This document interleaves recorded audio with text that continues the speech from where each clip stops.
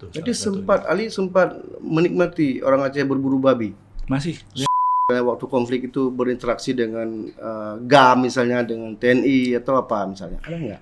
Nah, itu Gagasan apa supaya Aceh ini selalu menjadi yang lebih baik? Gagasan apa yang mesti Ali tawarkan untuk Aceh lebih baik? Subscribe, like, dan nyalakan loncengnya. Banyak orang nggak tahu nih siapa sebenarnya sosok Ali, ya kan? Dan barangkali persekian menit dikasih gambaran siapa sosok Ali sebenarnya. Lahir di mana, sekolah di mana, kalau berkeluarga jumpanya di mana, yang penting juga tuh. Wah, kayak orang penting ya, tapi enggak lah itu apa. Tapi kalau mau berbicara tentang saya dan Aceh, memang ada kedekatan. Walaupun saya lahir di Bogor, umur 2 tahun lebih pun saya udah di Aceh. Gitu. TK saya masuk di TK di Taman Sari, TK Negu. Terus kelas 1 SD, di SD 1, baru kemudian ke Jakarta. Ingat sekali saya itu kuliah tingkat 1, naik tingkat 2, ayah saya kembali ke sini. Bertugas di Banda Aceh. Bertugas Banda Aceh. Pas libur saya datang. Tahu yang pertama saya cari? Apa itu? Dulu ada tempat yang jual tahu. Nggak tahu yang sekarang nih, nggak tahu kayak seperti Taufik pun mungkin nggak pernah tahu namanya Cik Yen. Cik En di Benayu? Di Pasar Aceh. Pasar Aceh. Pasar Aceh. Itu dari saya TK, terus SD kelas 1, itu hampir sebulan sekali paling nggak ke sana. Saya suka sekali. Ya. 18 tahun saya nggak 18, 12 tahun saya ingat sekali. Karena baru kuliah, baru kembali ke sini, yang pertama saya cari mau ke Cik Yen. Tempatnya masih sama. Oh gitu ya. Sampai sekarang? Sekarang udah nggak ada. Gitu. Tapi waktu itu ibu saya bilang, wah mama nggak pernah kesini lagi. Kita datang ke Pasar Aceh, masuk tanya. Saya ingat sekali tempatnya masih sama. Saya bilang, waktu TK, waktu SD di rumah tua, pakai terpal, sekarang masih kayak gitu. Saya pesan, saya bilang minta Cik Yen. Dia ketawa aja. Gitu. Jadi artinya Ali memang sempat sekolah di sini dan juga sempat tumbuh di Banda Aceh. Banda Aceh. Kemudian hijrah kembali ke Jakarta. Kemudian tahun berapa lagi mulai? Tahun itu kan liburan tuh, 95, 98 itu minimal setahun sekali itu saya kemari, karena ayah saya masih di sini. Gitu. Pernah saya lama sekali, tahun 97 saya ingat, liburan saya hampir sepanjang libur kuliah 1,5 bulan saya di sini. 1 bulan saya di Sabang. Jadi mungkin pada saat itu satu-satunya orang Indonesia yang tinggal di Iboih lebih dari 1 hari itu mungkin saya. 1 bulan kerjanya hanya nyelam, makan, tidur. Ada agenda lain mungkin nggak? Nggak ada. Memang happy aja. Hanya mau belajar nyelam.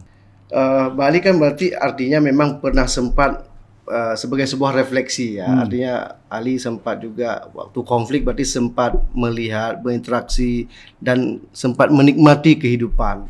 Ya, waktu konflik minimal sebelum 2004, 2005 ya. Nah, bagaimana Ali melihat sosial masyarakat, modal sosialnya, kohesi sosialnya, bagaimana Ali melihat suasana kebatinan Ali melihat Aceh masa lalu? Aceh masa lalu ya. Waktu kecil tuh mungkin lingkungan saya itu lingkungan orang luar Aceh ya, karena kan tinggal di kompleks bapak saya di bank. Gitu. Yang udah tinggal di komplek tuh orang dari luar, ada orang Jawa, ada orang Padang, dan kami orang Sunda. Jadi saya nggak terlalu banyak berinteraksi dengan lingkungan di luar, apalagi masih kecil, nggak jalan-jalan kita kan paling ketemu dengan teman-teman di sekolah. Gitu. Tapi teman-temannya bapak ibu saya itu kan orang Aceh, jadi kita dekat, dapat makanan pun segala macam. Kami pernah pergi sampai ke satu desa, mungkin saya umur 5 tahun saya ingat, bikin kari kambing, ada ke makam tua yang panjang segala macam, orang-orang berburu babi. Itu kenangan masa kecil saya tuh. Jadi Ali sempat menikmati orang Aceh berburu babi. Masih. Ya, Di mana tuh? Mungkin nggak tahu namanya, tapi mungkin di Aceh Besar atau agak ke barat atau ke timur beberapa jam perjalanan. Gitu, tapi itu waktu kecil, jadi lihatlah itu orang berburu babi saking banyaknya babi pakai tombak sama panah gitu, dengan anjing. Nah, itu saya nggak pernah dengar cerita kayak gitu lagi. Saya tahu kalau di Sumatera Barat masih ada yang berburu babi, atau terutama di bagian di Agam Sumatera, itu masih ada, masih banyak. Nah, Aceh itu saya nggak pernah dengar. Jadi waktu saya kembali ke Aceh waktu kuliah, lalu waktu kerja juga saya bolak-balik ke Aceh sebelum saya akhirnya memutuskan pindah. Tapi kan itu udah konflik, udah nggak ada, itu pasti udah nggak ada. Siapa yang bisa keluar masuk ke hutan rame-rame bawa tombak, bawa parang segala macam, itu udah. Ali, ada nggak pengalaman misalnya waktu konflik itu berinteraksi dengan GAM misalnya, dengan TNI atau apa misalnya? Ada nggak? Nah, itu pada saat saya ke Aceh 2003. 2003-2004. Itu Ali sudah bekerja di NGO? Udah, saya sudah bekerja di Timur Barat, lalu ke Jakarta. Di Jakarta tuh saya kerja untuk berbagai daerah konflik di Indonesia, sama berkali-kali datang ke Aceh. Tapi saya kemudian memutuskan cukup di Jakarta sama pindah ke Aceh. Pada saat itu saya pikir aman, ada Koha. Koha pas, saya bilang, wah saya nggak Jakarta lagi deh, kemana nih? Ke Aceh deh, nggak ada lembaga dari luar. Ada IRC kecil dulu sebagai Kardi, kalau nggak salah ya, konsorsium. Itulah gitu. Ada Oxfam juga ada, tapi Aceh itu kecil dengan konflik yang besar. Saya bilang, saya nggak mau di Jakarta, kebetulan ada kesempatan untuk ke Aceh dengan satu lembaga, dengan Jesuit Refugee Service. Saya bilang, saya datang. Tidak lama kemudian darurat militer, gitu, pecah, berhentilah Koha itu. Tapi pada saat itu pun antara masa damai lalu kemudian darurat militer sering berinteraksi dengan tentara dan juga dengan GAM. Ada, kalau nih saya ingat nih gitu. Nah, kan ini kita udah bebas ya. Sekarang udah bebas. Udah bebas, yang tahu pun mungkin ketawa aja udah pensiun atau apa itu. Saya ngalamin, dan kadang-kadang saya pikir lucu juga. Saya malam tuh bisa ketemu dengan polisi atau tentara gitu, negosiasi, mau lihat kami bisa nggak turun ke lapangan dan lain sebagainya. Besoknya dengan komandan GAM di lapangan gitu, atau ingat sebelum masuk desa, duduk dulu sama tentara di lapangan, kamu mau ke sini mau bantu masyarakat gini, ceritalah segala macam. Sambil sarapan, saya ingat itu di warung, sambil itu diceritakan soal baru boleh masuk gitu di lapangan, makan siang sama panglima di daerah situ. Jadi saya pikir, kok berani? Bukan masalah berani, kok terjadi juga, aneh juga dia bilang. Masa paginya diskusi dengan interaksi dengan aparat militer, tapi sorenya dengan GAM misalnya. GAM gitu. Kalau sekarang kan udah pasti nggak berani kita kan, usia juga barangkali. Ya, pada saat itu terutama ada kesempatan karena terutama di masa antara Koha sampai darurat militer, gitu. Walaupun mereka saling jaga jarak gitu, tapi kan nggak ini, jadi bisa ketemu dan kayaknya saling tahu gitu, karena tentara yang di lapangan kan tahu saya mau masuk ke desa, mau ketemu masyarakat, nggak mungkin nggak ada GAM. Dan pekerjaan juga kan dilindungi juga waktu itu kan. Pada saat itu sebenarnya nggak banyak orang dari NGO gitu. Ya paling nggak dilindungi lah. Yang banyak kan relawan-relawan yang dari Aceh sendiri itu yang bekerja. Gitu. Saya juga bekerja dengan mereka, masyarakat sipilnya. Jadi kalau saya mau pergi ke Aceh Timur, tanya dulu di Banda Aceh siapa yang relawan kalian di sana gitu. Oh bisa bantu aku nggak? Ngasih tahu segala macam gitu. Jadi bisa masuk kemana-mana alhamdulillah. Ya sekarang kan Ali Aceh Desember nanti kan 20 tahun. 20 tahun ya. Tsunami Aceh. Dan kita tahu bahwa tsunami Aceh itu merubah strategi dan konsep dalam penanganan emergency response, tentunya untuk nasional atau dunia malah. Nah, apa yang Ali bisa bagi untuk kita? Kalau dilihat Aceh tuh memberi kesempatan untuk belajar banyak kepada dunia. Ya. Saya ingat saya nggak buru-buru kembali ke Aceh. Jadi waktu tsunami saya lagi sekolah, dari konflik, saya kuliah keluar, nggak lama tsunami. Wah saya balik nggak ya gitu. Saya bilang enggak lah, rame-rame nih kayaknya. Saya selesaiin kuliah dulu dengan tenang gitu. Kalau pacar saya dulu sekarang jadi istri ya. Itu 1 minggu tuh dia udah ke sini gitu. Jadi komunikasi dan lain sebagainya. Saya datang, saya bilang boleh dibilang terlambat tuh. Jadi September saya baru datang ke sini. Ada satu lembaga IRC nawarin saya untuk mewawancara saya. Lalu saya diterima, saya langsung berinteraksi. Walaupun kita nggak mau ngomong tentang child protection ya, gitu. Tapi itu kan begitu saya datang langsung terlibat dengan mekanisme koordinasi kesehatan jiwa dan juga pelindungan anak. Bayangkan 9 bulan, 10 bulan sesudah tsunami, kok masih berantakan. Gitu. Itulah yang kemudian membantu ya para pemikir-pemikir di isu kemanusiaan membuat sistem klaster. Nggak ada lagi sektor, nggak ada sektor. Nah, kita berpikir dalam kerangka klaster. Itu kontribusi, menurut saya kontribusi Aceh terhadap dunia untuk respon. Gitu. Kontribusi lainnya ini tempat menimba pengalaman. Ada orang yang mungkin baru pertama kali kerja, gitu. Atau yang sudah veteran. Saya ketemu orang yang udah dari berbagai emergensi lah. Gitu. Tapi kan emergensinya banyak konflik. Tahu-tahu di sini ada bencana alam, tsunami dengan dana yang begitu besar. Tapi kan pengalaman dia banyak. Dan begitu tsunami selesai, Aceh selesai, saya pergi ke tempat lain, melihat orang yang membawa pengalaman mereka dari Aceh itu. Bukan cuma di global, orang-orang yang datang dari berbagai negara ini saya bisa ketemu, oh kamu pernah di Aceh? Oh iya saya pernah di Aceh. Oh saya tinggal di Meulaboh. Oh dulu saya di Nias. Gitu.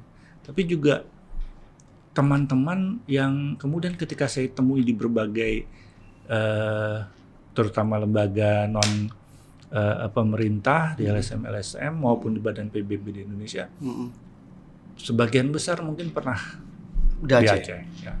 Pernah di Aceh itu.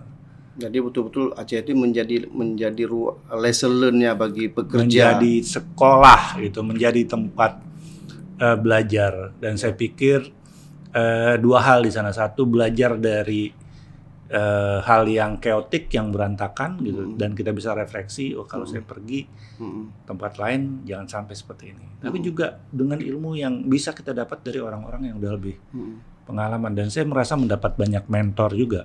Bukan cuma dari orang-orang asing, tapi juga dari orang lokal, dari orang dari tempat lain, termasuk para relawan yang, kenapa dia tetap mau jadi relawan ya? Gitu. Ini anak-anak baru lulus kuliah aja, belum punya pengalaman, beda dengan dia. Udah masuk ke LSM inilah, ke Badan PBB inilah, tapi saya tahu dia dari sejak konflik, sebelum konflik dia udah jadi relawan, tapi dia tetap mau jadi relawan. Cara dia mendekati masyarakat gitu, cara dia tenang, cara dia kalau harus buru-buru gitu. Jadi bukan hanya belajar dari kekisruhan gitu, tapi saya dapat kesempatan belajar dari banyak orang gitu, termasuk dari para pengungsi konflik, tapi juga pada saat tsunami, pengungsi pada saat tsunami. Dan termasuk kawan kita juga kan, Memi dan yang lain. Teman-teman itu bekerja dari sini juga kan. Gitu, datang ke sini, apa pengalamannya, pernah jadi wartawan. Bahasa Inggrisnya sama kayak saya juga nggak bisa dulu ya. Pernah jadi wartawan gini-gini ya. Kamu kalau cerita gimana gini kan belajar sini. Betul. Ada yang dari sejarah juga, orang sejarah gitu. Betul. Pergi bersepeda sama-sama, kalau Sabtu Minggu yang dilihat, di sini kan ada ini. Jadi kesempatan juga belajar banyak dari pengetahuan yang mereka bawa, tapi juga dari cara mereka bekerja. Luar biasa. Pak Ali, soal bagaimana Ali melihat situasi atau kondisi peranan dari masyarakat sipil, apakah itu dalam bentuk NGO atau LSM lah, pasca BRR selesai, pasca dominasi internasional NGO juga di Aceh selesai. Nah, bagaimana Ali melihat? Saya punya teman dan bahkan seperti saudara kan, mungkin kenal dengan, atau teman-teman di Aceh pasti kenal dengan Juanda. Juandaku tuh kan tidak berhenti. Iya, sampai sekarang. Tidak berhenti. Dulu dia dengan People Crisis Center gitu. Sebelum saya pindah ke Aceh sudah kenal Juanda dan beberapa teman lain dari People Crisis Center. Juanda kemudian terlibat dengan Aceh Civil Society. Dan itu kebawa. Biarpun waktu habis tsunami dia di BRR, begitu selesai dari BRR balik lagi. Yang diurusan sama, gimana dia melihat masyarakat. Endra Budian, Kausar, ya mungkin beralih bidang dari relawan kemudian menjadi politisi. Tapi kan mereka membawa jiwa-jiwanya, pengalamannya, cara mereka melihat masyarakat. Gitu. Dan saya pikir kalau lihat di media-media Serambi, kalau saya lagi pulang atau tiba-tiba muncul berita-berita dari Aceh kan yang juga saya dengar, saya lihat tentang mereka. Gitu. Jadi pengalaman mereka ke bawah. Nah, itu orang-orang yang saya kenal, dan saya juga tahu banyak yang lain yang mungkin tingkatnya di kabupaten, tapi sepertinya mereka punya kesempatan belajar, punya ilmu tambahan, ilmu baru yang kebawa buat terus bekerja. Ada satu problem itu kronik. Ya, belakangan mungkin 10 tahun atau 5 tahun belakangan. Itu soal misalnya stunting, soal kemiskinan, soal misalnya mutu pendidikan, soal misalnya hal lain lah, termasuk perceraian segala macam. Nah, sepertinya waktu konflik atau sebelum damai itu tidak begitu muncul dia, ya. Stunting misalnya kan nggak begitu muncul, tapi 10 tahun belakangan itu menjadi ranking 3 nasional misalnya. Tapi kalau ganja itu kan nggak, memang udah terkenal waktu narkoba, gila 6 nasional itu rankingnya luar biasa. Tapi yang beberapa poin itu yang seharusnya kan sudah selesai. Kita punya dana otsus, kemudian juga keberadaan LSM juga cukup banyak. Nah, itu kenapa Bro Ali? Pertama mungkin kita harus ngelihat tren dan benar-benar data. Tentang stunting saya tidak terlalu memperhatikan datanya ya, gitu. Tapi saya tadi mau respon sedikit, misal kasus perceraian. Gitu. Saya ingat sesudah tsunami, wah ini begitu banyak perubahan segala macam, dan terakhir-terakhir ini perceraian makin tinggi. Dulu saya kuliah, saya membaca banyak buku penelitian tentang Aceh. Nah, sebenarnya tidak mengagetkan. Jadi di buku itu juga diceritakan bagaimana di desa buku karya Sigel ya. Jam Sigel. Di desa itu juga yang dia datangi itu perceraian tinggi. Kalau nggak salah angkanya entah 20% sebenarnya. Itu tahun, kan dia penelitian awal 80-an. 80-an. Ya? Awal dengan 80-an. waktu ada double E juga kan. Ya, itu bayangkan itu udah tinggi. Jadi begitu tsunami, orang bilang ini perceraian bukannya karena belajar gender nih gitu, atau yang perempuan jadi bisa kerja nih gitu, segala macam perceraian tinggi. Ya mungkin kelihatan tinggi, tapi coba bandingkan datanya gitu. Nah, itu tentang perceraian. Tentang stunting, balik lagi saya tidak terlalu memperhatikan tren ya, tapi dugaan saya dari dulu tinggi, bukan sekarang menjadi lebih tinggi gitu. Di banyak tempat lain di Indonesia juga dulu tidak dibicarakan. Begitu sekitar 2004-2005 mulai nih gitu, stunting gitu. Jadi prioritas karena juga makin banyak pemahaman studi dampaknya terhadap berbagai aspek. Nah, saya pikir seperti itu. sekolah gitu.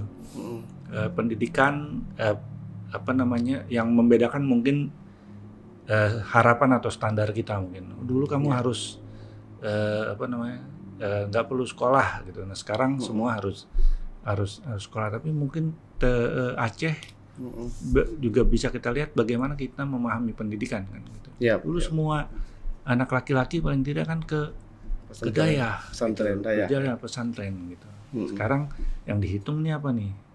Mungkin hanya melihat situasi pendidikan dasar di sekolah formal yang nggak tercatat. Gitu. Tapi apapun itu, memang menurut saya penting untuk kalau bisa semua anak mendapat pendidikan 100%, kita kejarlah 100%. Betul. Gitu. Jangan sampai juga nanti diartikan bahwa kata Ali dulu cukup nih segini, sekarang segini juga cukup, dari dulu tidak pernah sampai 100%. Enggak, gitu. Kalau kita tahu kurang, kita kejarlah sampai 100% dengan cara apapun. Lalu kemudian kenapa ini enggak selesai gitu? Kenapa dengan dulu dana yang banyak dan LSM kemudian tidak ini? Yang jadi nggak bertahan gitu. Yang jadi pertanyaan kan bukan, jadi saya menanyakan kembali ya gitu. Seberapa efektif dana itu memang disiapkan untuk jangka panjang gitu. Kita membangun pemahaman kapasitas di masyarakat gitu, tapi siap nggak gitu.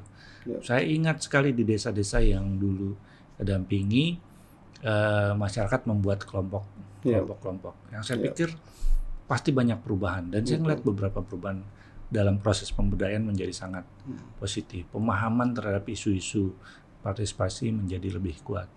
Nah, tapi kan itu di tingkat desa. Jadi pertanyaan kemudian, apakah itu siap ditangkap mengikuti proses di tingkat yang di atasnya sampai ke kabupaten dan lain sebagainya. Nah, ini yang mungkin terlewat gitu, sehingga masyarakat siap, tapi di struktur yang ada, di proses yang ada tidak benar-benar siap, sehingga kita juga kehilangan kesempatan itu. Ali melihat nggak situasi Aceh hari ini bahwa pada satu sisi kita makin menambah item problem, tapi pada sisi lain seolah-olah aktor untuk mengatasi ini, menyelesaikan ini itu hanya pemerintah. Ali melihat nggak sisi kelemahan keberadaan organisasi masyarakat sipil, misalnya NGO atau apa di Aceh? Saya mungkin lebih karena interaksi saya menjadi terbatas ya. Kalau dulu kan saya tinggal di Aceh, betul.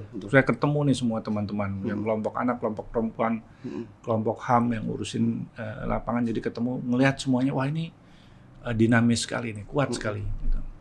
Lalu kemudian sekarang atau berapa tahun terakhir hanya sekali-sekali datang dan berinteraksi hanya dengan lembaga-lembaga yang menjadi mitra lembaga saya sebelumnya. Gitu. Kalau ketemu dengan yang lain terbatas diskusi, terbatas ngeliat. Tapi saya juga melihat tetap ada peran dan kesempatan. Dan saya menemukan contoh-contoh di mana misalnya partisipasi remaja.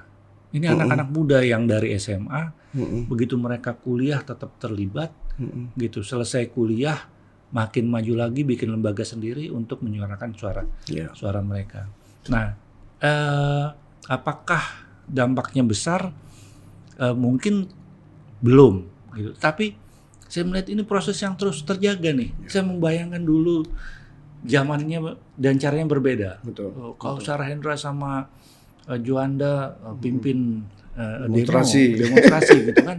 Sekarang sudah terstruktur. Sekarang ada cara-cara dan mereka masuk, mereka terlibat dalam beberapa proses dan beberapa kebijakan, ngelibatin banyak mahasiswa atau bahkan anak SMP, anak SMA, dan itu saya lihat sudah ada lihat sendiri. Gitu. Kalau dulu kan kita hanya beberapa kelompok, misalnya Aceh Institute mengeluarkan diskusi mingguan, yang sifatnya diskursus yang agak-agak serius sedikit. Kan jarang ya.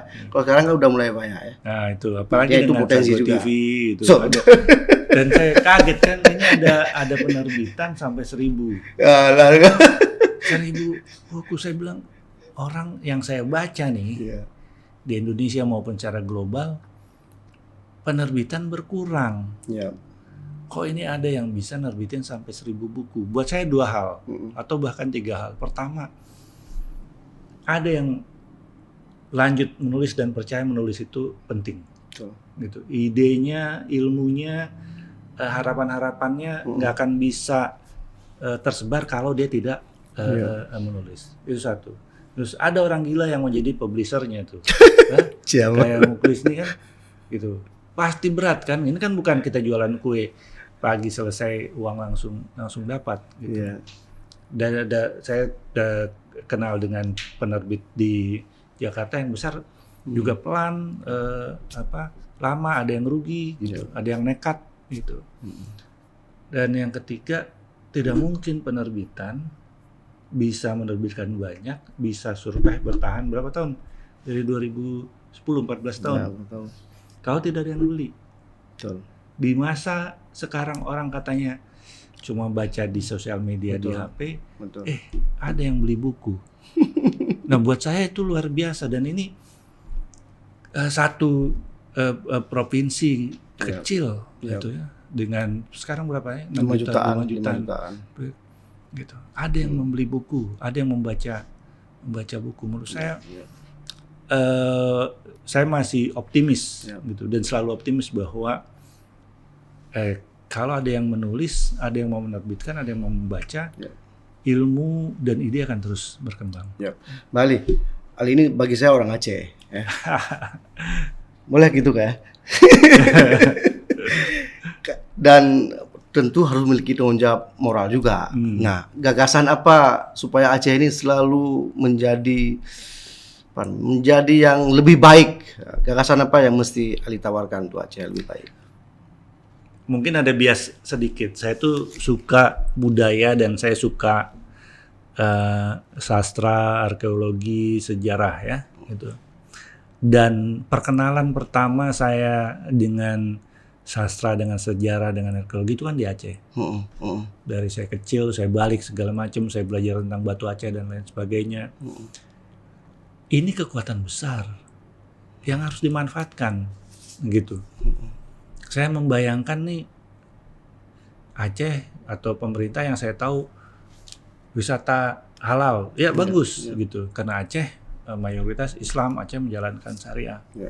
Tapi bicara tidak tentang apa peran Aceh dalam Nusantara di Asia Tenggara dan lain-lain. Saya ke Malaka, siapa yang saya baca di museum di sana? Malahayati, gitu. Waktu pasukannya berperang di sana, gitu.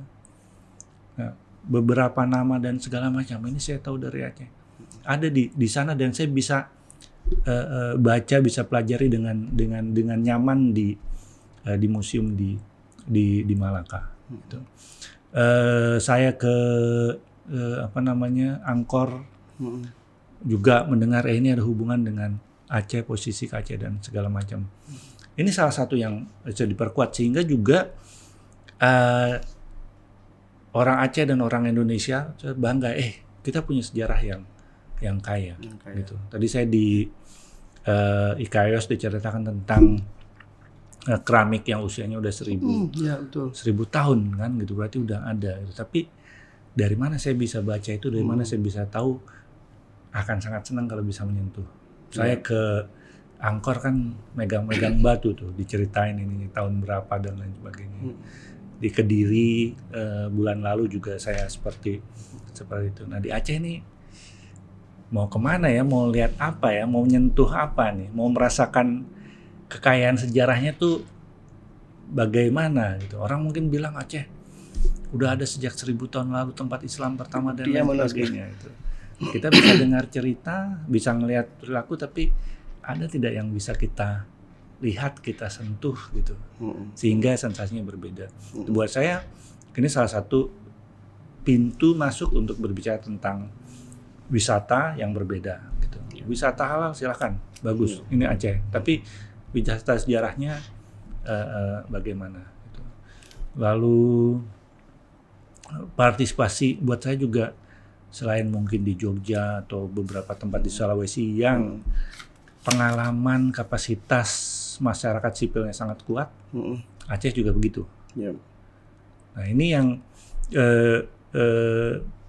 mungkin perlu untuk teman-teman duduk lagi sama-sama, lihat evaluasi sama-sama, gedor-gedor terus pemerintah Aceh gitu, bawa pengalaman yang sudah lama dengan anak-anak muda yang baru-baru ini yang punya ide baru, punya cara baru untuk menyuarakan pendapatnya, ngasih cara yang lain. Nah ini antara yang berpengalaman nih sama yang muda-muda perlu duduk sama-sama ngejalanin dengan kekuatan masing-masing. Kalau pelatih bola itu biasanya nyari yang veteran nih kan, yang udah 33-34 tahun itu, sama yang baru lulus akademi sekolah bola mereka umur 17-16 biar belajar biar seimbang segala macam. Aceh bisa seperti itu. Jadi kita harus menampilkan keunikan dan ciri khas. Ciri khas, tapi juga kekuatan dari yang berpengalaman dan dengan ide-ide baru gitu. Dan kalau mau belajar dari sejarah itu kan juga terjadi kan sekitar beberapa ratus tahun dengan ada raja yang muda, ada sultan yang muda yang didampingi dan lain sebagainya. Ini kita bisa belajar banyak dari sejarah. Apalagi kalau kita bicara sejarah soal perempuan Aceh misalnya, bagaimana keberanian, kegagahan. Tapi artinya itu kan harus menjadi lesson learn untuk anak-anak yang sehari ini sedang sekolah misalnya. Dan saya ketemu banyak anak muda, mahasiswi juga gitu, remaja-remaja SMA yang idenya bagus, yang memimpin program-program di SMA, di LSM di mana mereka terlibat. Gitu. Oke, makasih Pak. Tapi satu poin yang menarik juga soal kuliner. Bagilah apa yang soal kuliner apa itu menjadi daya tarik juga untuk Aceh? Oh, banget. Apa itu? Banget. Ada kekhasan tertentu dari makanan Aceh, dan menurut saya yang menarik adalah orang-orang Aceh ini bisa membawa itu keluar dan itu segera menjadi selera. Ya. Saya ingat tahun 2000 itu saya udah kenal Aceh kan, gitu. Mau makan mie Aceh itu susah, gitu.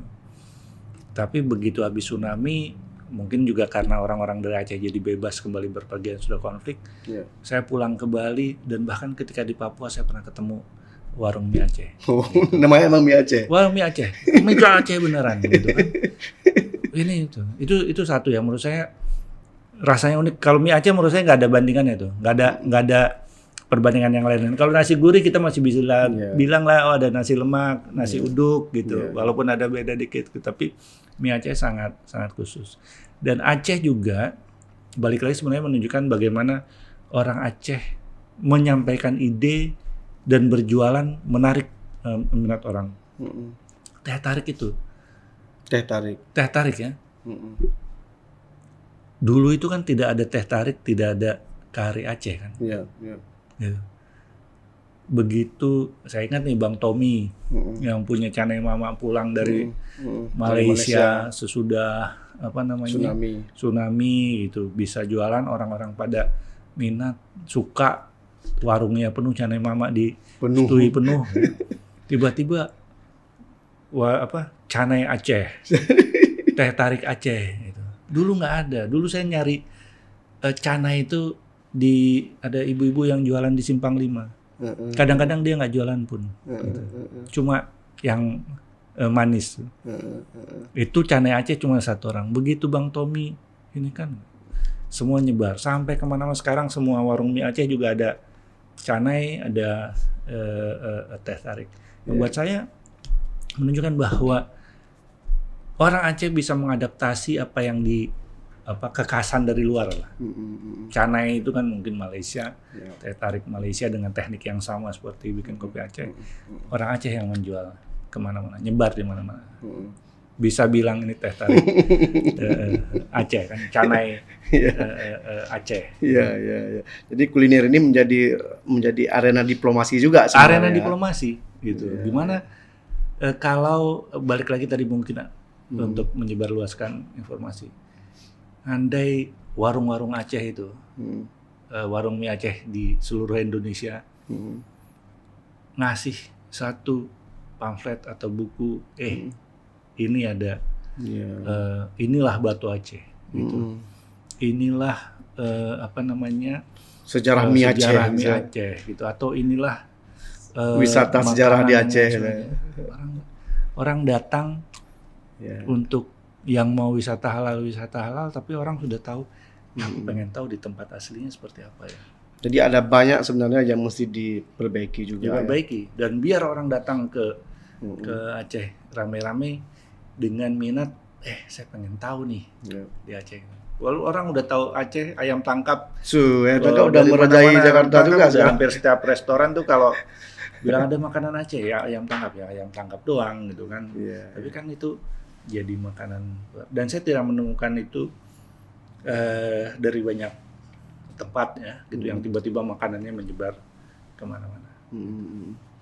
Oke, tapi yang terakhir soal ABC. ABC. Ini titipan dari Memi ini, harus tanya ya. Mungkin kita cerita dulu nih. ABC itu ABC itu Bicycle apa itu? Community ya. Aceh Bicycle Community. Yes. Buat yang baru lahir sesudah 2008, 2007 mungkin yang saya tahu orang beberapa orang lama tetap pakai nama ABC di Takengon dan di Banda Aceh juga. Itu salah satu kelompok yang paling bikin bahagia lah. Itu. Aceh Bicycle Community awalnya itu jadi tempat kumpul, kelompok berkumpul orang-orang dari luar, dari berbagai tempat di Indonesia, dari luar juga ada almarhum Martin dari Inggris misalnya, dan ada yang lain-lain dari negara-negara lain juga. Menghabiskan waktu apa di Aceh? Salah satunya bersepeda. Jalan rata. Kalau mau keluar sedikit masih bisa pulang dengan cepat. Suasana asik keliling sampai ke Selimum misalnya, atau bahkan bersepeda sampai ke Calang gitu pada saat itu aman. Jadi bersepeda dan kita kumpul. Kita kumpul saling cerita dan ternyata itu sempat menjadi sangat besar. Silaturahmi komunitas ABC itu tetap masih jalan. Masih jalan. Sampai keluar juga. Ada yang sekarang tinggal di Inggris kalau nggak salah itu. Terus yang di mana di Makassar juga ada gitu. Kalau ini tadi sebelum kesini tuh saya dapat pesan di Instagram saya, Bang, udah di Aceh ya gitu. Kapan kita ketemu Bang gitu?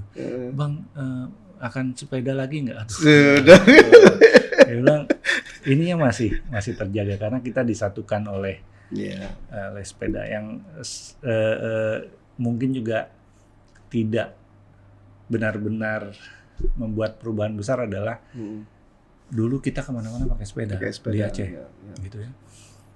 Yang sayangnya kayaknya sekarang jadi macet jalanan.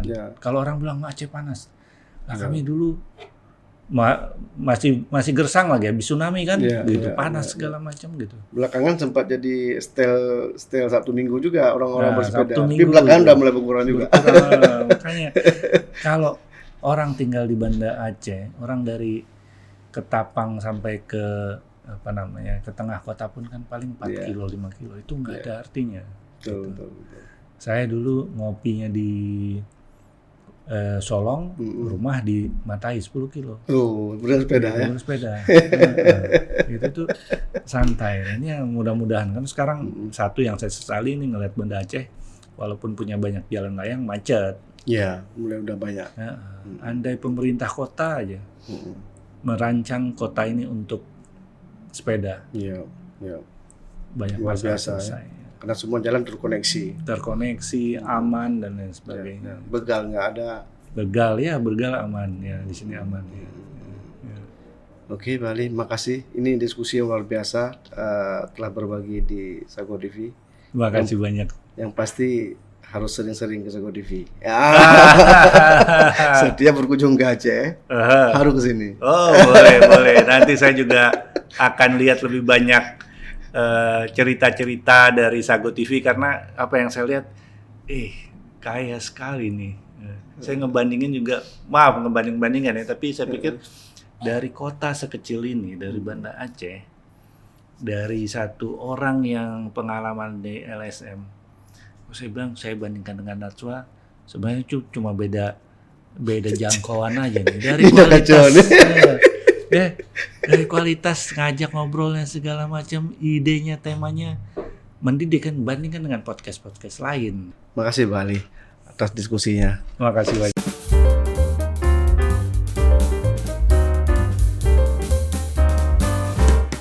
Jika video ini bermanfaat untuk Anda, silahkan subscribe, like, dan nyalakan loncengnya.